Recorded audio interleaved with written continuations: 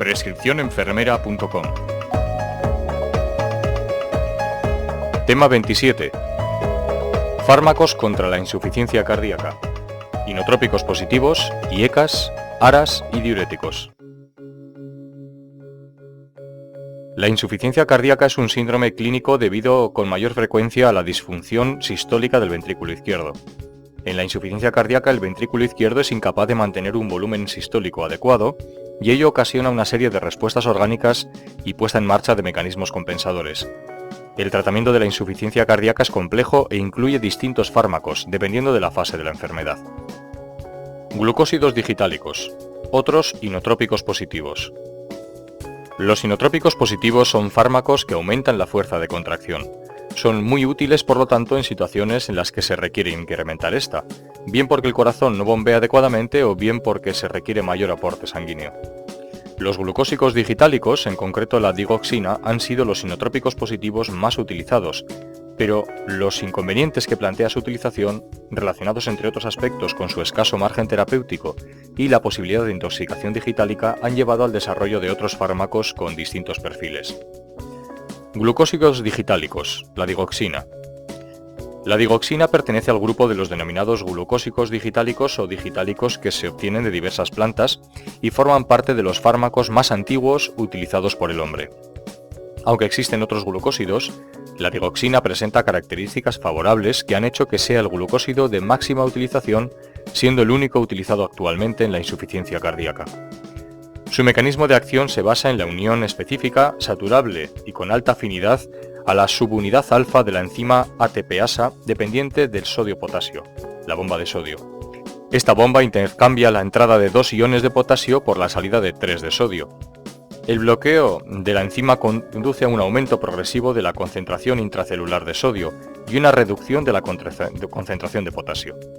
El aumento de sodio activa el intercambio de sodio-calcio y como resultado se incrementa la entrada de calcio y se reduce la salida, lo que provoca un incremento del calcio en las proteínas contráctiles durante la sístole, que explicaría el aumento de la contractilidad cardíaca. Además, el aumento de calcio provocaría la activación de una corriente de salida de potasio, responsable de algunos signos de intoxicación digitálica. Los digitálicos actúan directamente sobre las células musculares cardíacas, incrementando la contractilidad, efecto inotrópico positivo, y modificando su actividad eléctrica. Los efectos de la digoxina se pueden agrupar en efectos sobre la contractilidad cardíaca. La digoxina produce en general una contracción más rápida, más corta y más potente.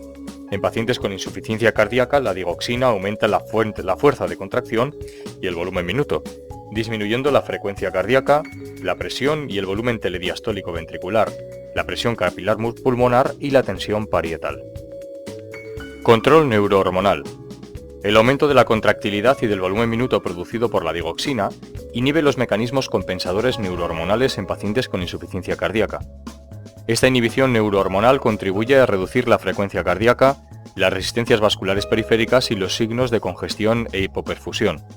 El aumento del volumen minuto también disminuye la vasoconstricción renal y la activación del sistema renina-angiotensina-aldosterona. Esto produce un aumento del flujo sanguíneo renal y la velocidad de filtración glomerular. Como consecuencia, la digoxina disminuye la reabsorción de sodio y agua y produce un efecto natriurético. Efectos sobre las propiedades eléctricas del corazón. A dosis terapéuticas, la digoxina modifica las propiedades eléctricas cardíacas tanto por acción directa como por aumentar el tono vagal y o disminuir el tono simpático cardíaco. A dosis tóxicas se incrementa el tono simpático. Periodo refractario y velocidad de conducción.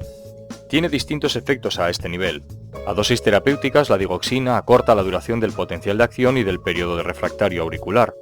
También acorta, aunque de forma no homogénea, el potencial de acción y el periodo refractario ventricular, acortamiento del intervalo QT, pero no modifica la velocidad de conducción intraauricular o intraventricular.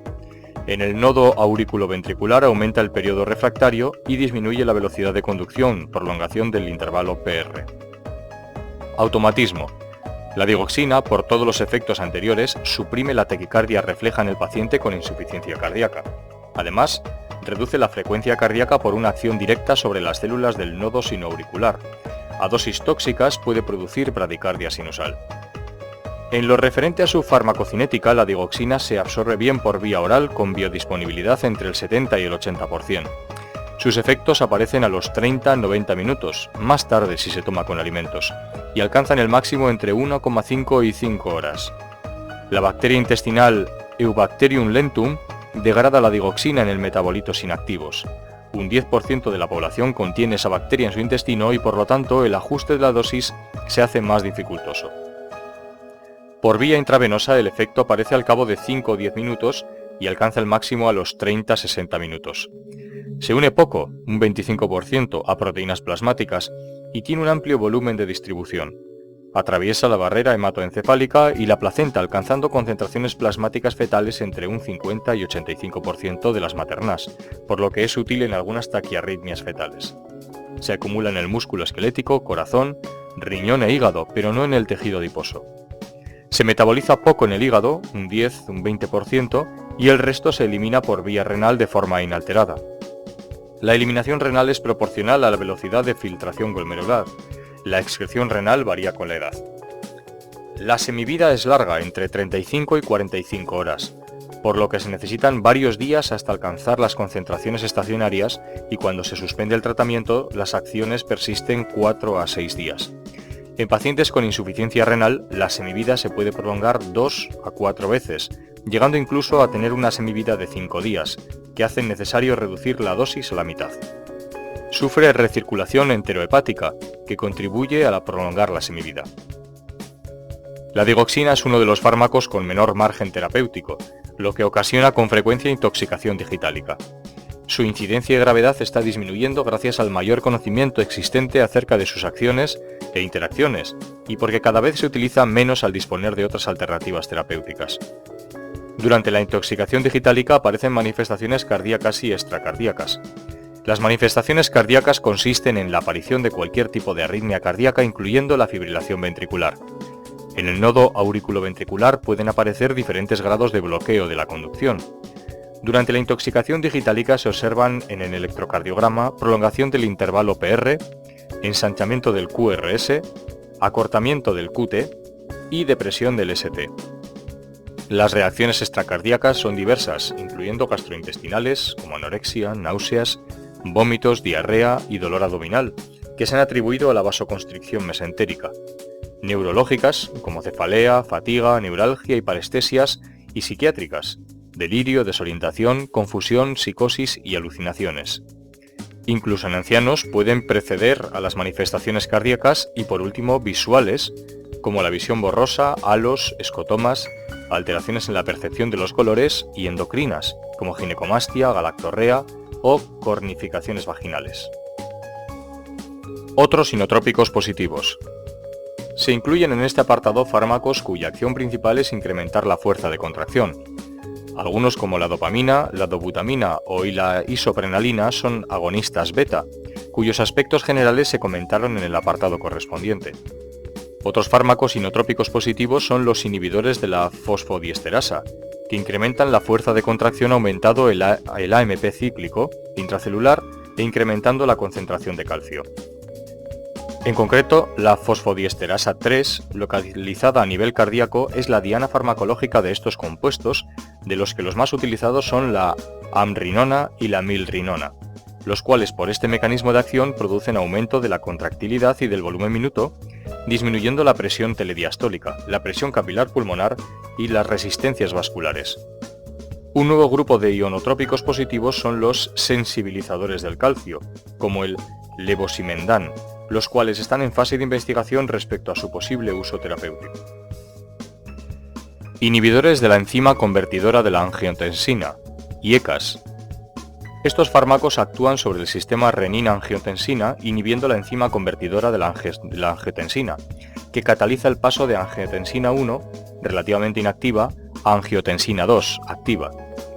Esta inhibición ocasiona, entre otros efectos, un aumento de la renina plasmática libre, de la bradicidina y de la angiotensina 1, y una disminución de la angiotensina 2 y la aldosterona. Estas variaciones de mediadores celulares tienen a su vez distintos efectos. Por un lado, el aumento de la bradicidina produce un aumento de la fosfolipasa A2, que induce un aumento de prostaglandinas vasodilatadoras. Por otro lado, dado que el tono simpático está estimulado por la angiotensina 2 y se encuentra disminuida, el tono simpático es bloqueado y además, al atravesar la barrera hematoencefálica, bloquean las acciones derivadas de la estimulación de angiotensina 2 en corteza, bulbo, hipófisis e hipotálamo. Por este mecanismo de acción, los IECAs producen vasodilatación arteriovenosa marcada a nivel coronario, renal, cerebral y musculoesquelético.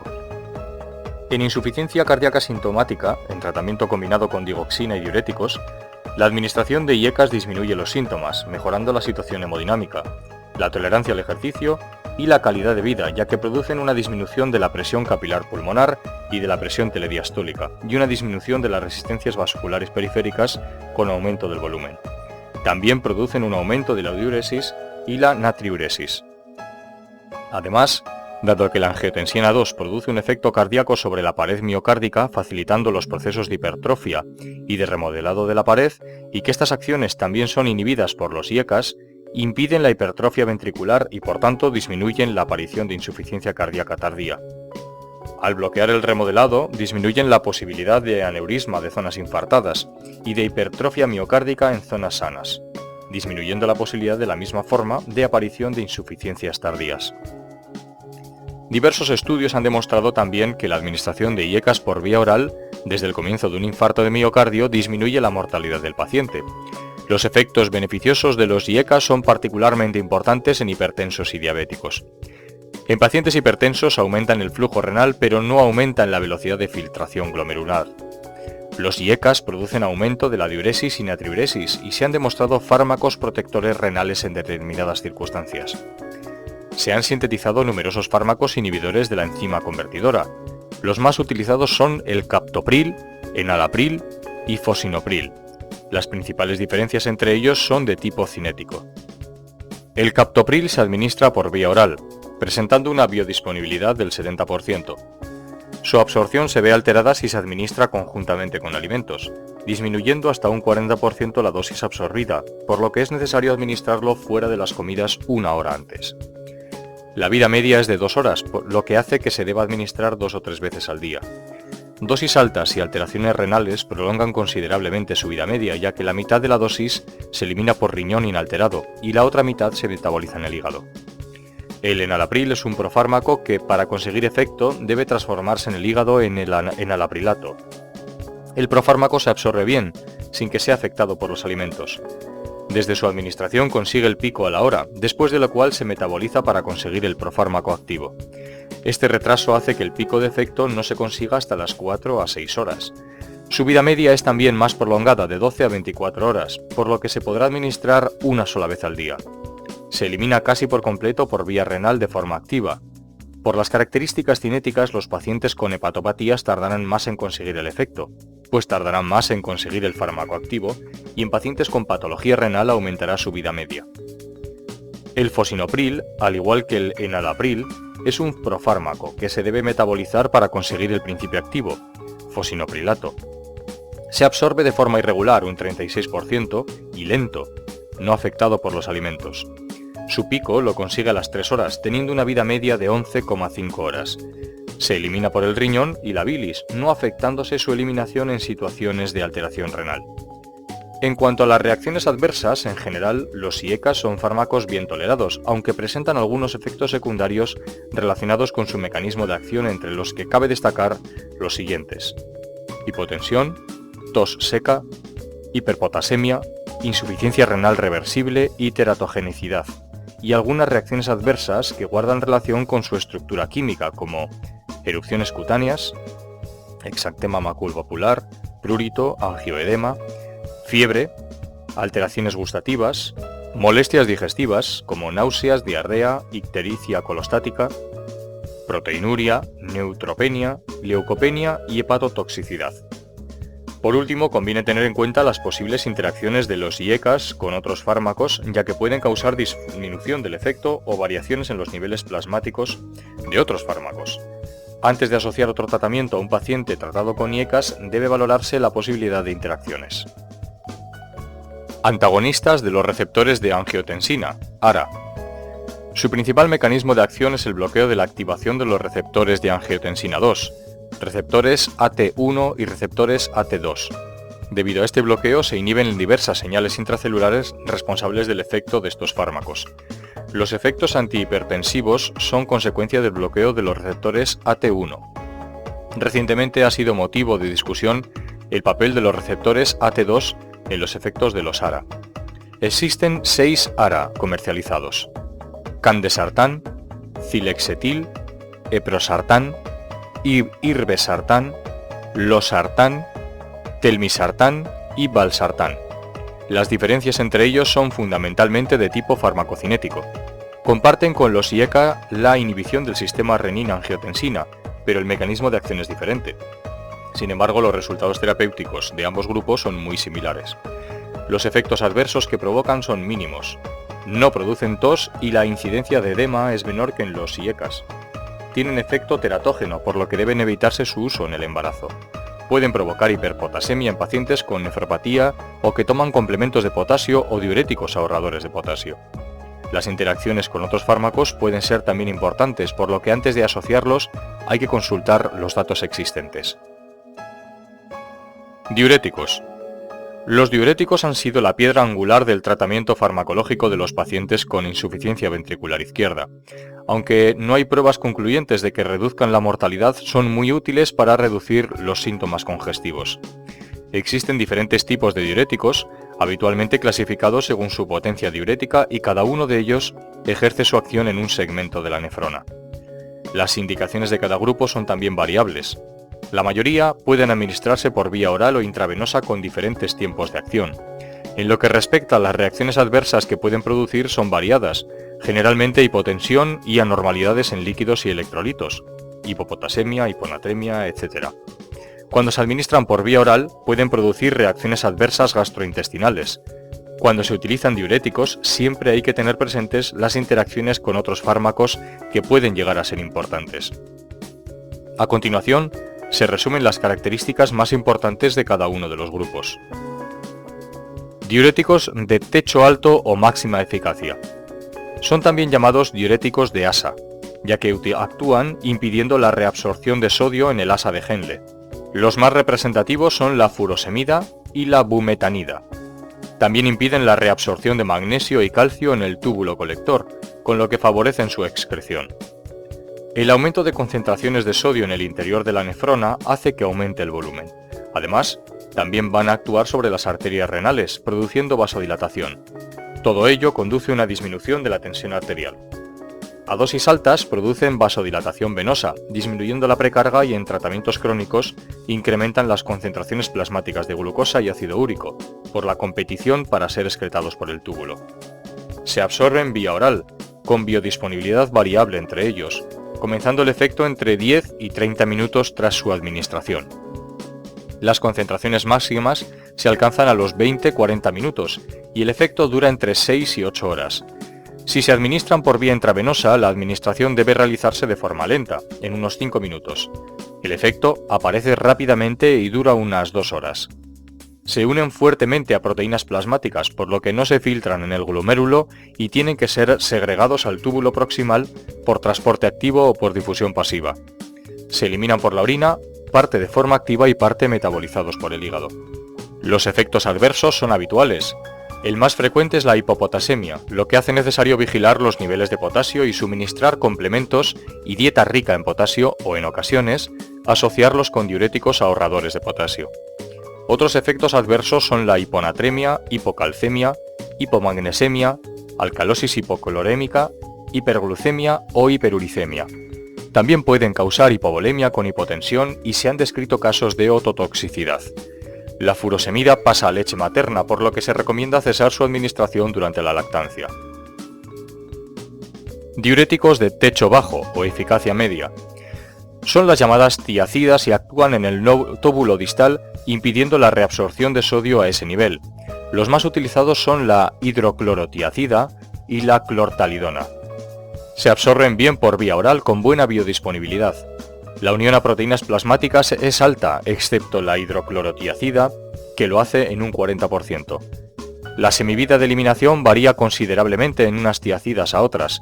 La hidroclorotiacida puede administrarse por vía intravenosa.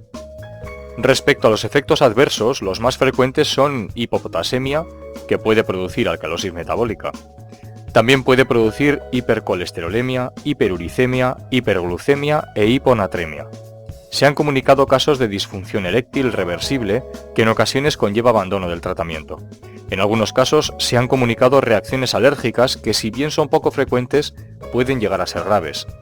El consumo de alcohol durante el tratamiento con tiazidas puede ocasionar hipotensión grave. Diuréticos de eficacia ligera. Son un grupo de fármacos que, si bien tienen eficacia como diuréticos, normalmente no se utilizan para ese fin, ya que la potencia diurética es escasa. Pueden utilizarse asociados a los anteriores para potenciar los efectos o disminuir la pérdida de potasio en el caso de los ahorradores de potasio, asociada al uso de diuréticos potentes con otros fines clínicos. Los diuréticos ahorradores de potasio actúan en el último segmento del túbulo contorneado distal y la porción inicial del túbulo colector. Hay dos clases: antagonistas de la aldosterona o bloqueantes de los canales de sodio. Los antagonistas de la aldosterona son la espironolactona, eplerenona y canreonato. Utilizados como diuréticos en monoterapia, poseen un efecto muy limitado, ya que en la región donde actúan solo se reabsorbe el 2% del sodio filtrado. Sin embargo, al impedir la secreción distal de potasio, consiguen reducir la pérdida del mismo, asociada a los diuréticos de ASA y las tiazidas. Además, han demostrado eficiencia en la insuficiencia cardíaca asociados al tratamiento habitual.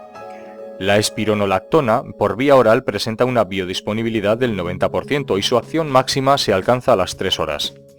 Se fija a proteínas plasmáticas en un 90% y se metaboliza en el hígado, dando lugar a canrenona, que es un metabolito activo con vida media de 18 horas.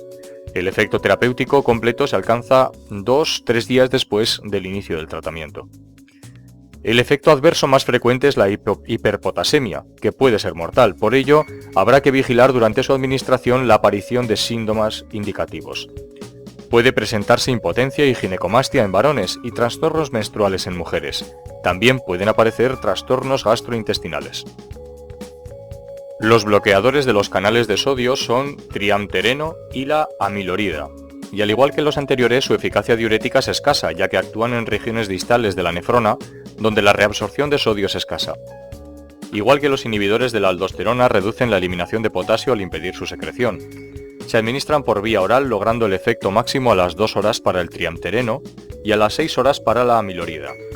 El triamtereno se metaboliza en el hígado y se elimina por vía renal con una vida media de 2 a 4 horas. La amilorida se elimina por vía renal sin metabolizar y con una vida media de 6 a 9 horas. Entre los efectos adversos destaca la hiperpotasemia, aunque también se han descrito casos de alteraciones gastrointestinales, neurológicas, dermatológicas y hematológicas. Los inhibidores de la anidrasa carbónica son otro grupo de diuréticos de eficacia ligera que actúan en el túbulo proximal, inhibiendo la anidrasa carbónica e impidiendo la reabsorción de bicarbonato. Por lo tanto, aumentan la excreción de bicarbonato y en consecuencia disminuye la reabsorción de sodio y cloro. Al llegar más sodio a los túbulos distales y colector, aumenta la eliminación de potasio, produciendo alcalinización de la orina. En el ojo disminuyen la formación de humor acuoso y la presión intraocular, por lo que se utilizan en el tratamiento de glaucoma, siendo esta su principal indicación. El más usado es la cetazolamida. Por último, los denominados diuréticos osmóticos son sustancias de bajo peso molecular que se filtran en el glomérulo y no se reabsorben en los túbulos. La urea y la glucosa hipertónica son diuréticos osmóticos, pero el más utilizado es el manitol. Actúan en todas las porciones de la nefrona, aumentando la osmolaridad en el interior del túbulo, produciendo una disminución de la reabsorción de agua y sodio.